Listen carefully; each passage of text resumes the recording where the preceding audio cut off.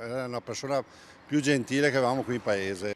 Così il vice sindaco di Solagna, Daniele Andrea Nervo, ricorda Luciana Medici, l'ex farmacista del paese, morta giovedì pomeriggio al San Bassiano a seguito delle ferite riportate nell'incidente in cui era rimasta coinvolta solo poche ore prima.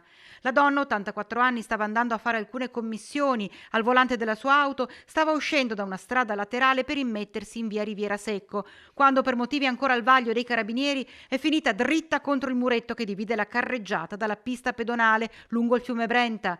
Un impatto tremendo. La donna ha riportato lesioni e traumi molto gravi, ma era cosciente. Poi l'epilogo drammatico. Tra i primi a intervenire proprio il vice sindaco Nervo.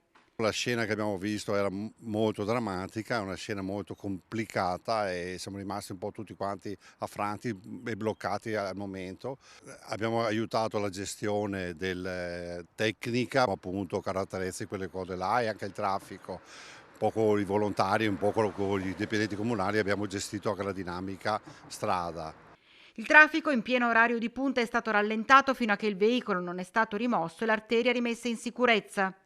Siamo riusciti a organizzare tutto velocemente, abbiamo aperto già subito con i carabinieri una corsia, quindi siamo riusciti a dare il passaggio al traffico. Abbiamo avuto un po' di problemi sul marciapiede dove siamo adesso, però abbiamo risolto velocemente.